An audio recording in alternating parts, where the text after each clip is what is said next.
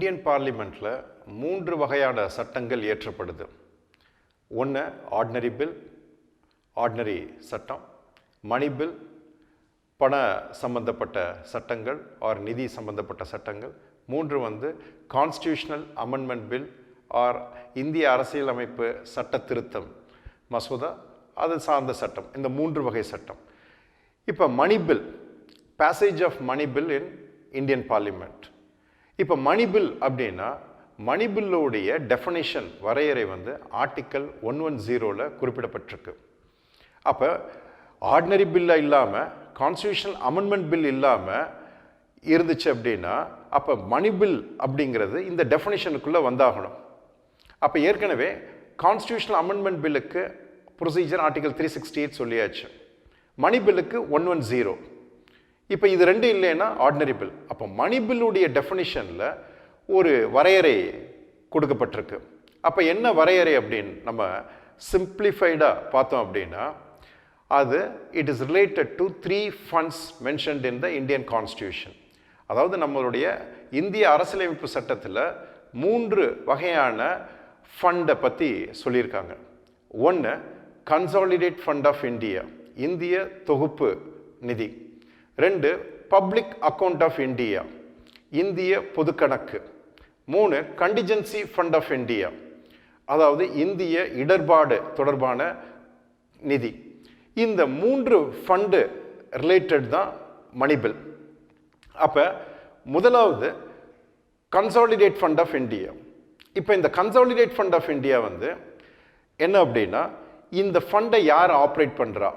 அப்போ ஆப்ரேட் பண்ணுறா அப்படின்னா இந்த ஃபண்டில் நீங்கள் காசு டெபாசிட் பண்ணுறதுக்கும் அதில் இருந்து எடுத்து செலவினங்கள் பண்ணுறதுக்கும் யாருக்கு அதிகாரம் அப்படின்னு பார்த்தீங்கன்னா பார்லிமெண்ட்.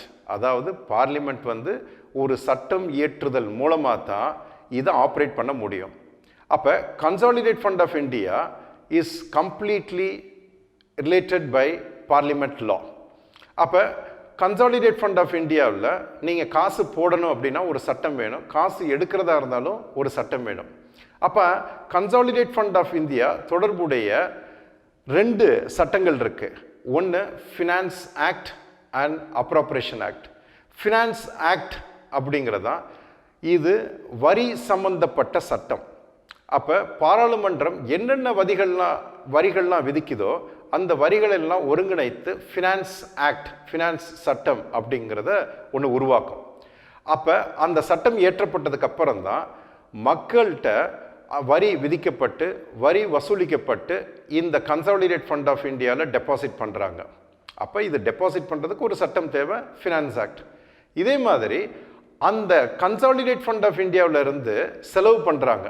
அப்போ அந்த செலவு பண்ணும்போது இந்த செலவு செய்கிறதுக்கு ஒப்புதல் வழங்கக்கூடிய பார்லிமெண்ட் சட்டம் தான் அப்ராப்ரேஷன் ஆக்ட், அதாவது பணம் ஒதுக்கும் மசோதா ஆர் சட்டம். இந்த அப்ராப்ரேஷன் ஆக்ட் மூலமாக தான் கவர்மெண்ட்டுக்கு தேவையான கவர்மெண்ட் ஸ்கீம்ஸ் ப்ராஜெக்ட்ஸ்க்கு எல்லாத்துக்குமே பணம் ஒதுக்கீடு நடக்கும், இதுலேருந்து செலவு பண்ணுவாங்க. அப்போ கன்சாலிடேட் ஃபண்ட் ஆஃப் இந்தியாவை ஆப்ரேட் பண்ணுறது பார்லிமெண்ட் லா, 2 லா. ஒன்று finance act and appropriation act. அடுத்தது பப்ளிக் அக்கவுண்ட் ஆஃப் இந்தியா. இந்த பப்ளிக் அக்கவுண்ட் ஆஃப் இந்தியாவை ஆப்ரேட் பண்ணுறது பை எக்ஸிக்யூட்டிவ். அதாவது இது அமைச்சரவை தீர்மானத்தின் மூலமாக இல்லை அமைச்சர்களுடைய கட்டுப்பாட்டுக்குள்ள இருக்கக்கூடிய ஒரு நிதி. இப்போ இந்த நிதி பார்லிமெண்ட்டுடைய ஒப்புதல் எதுவுமே தேவையில்லை. It is operated by ministers.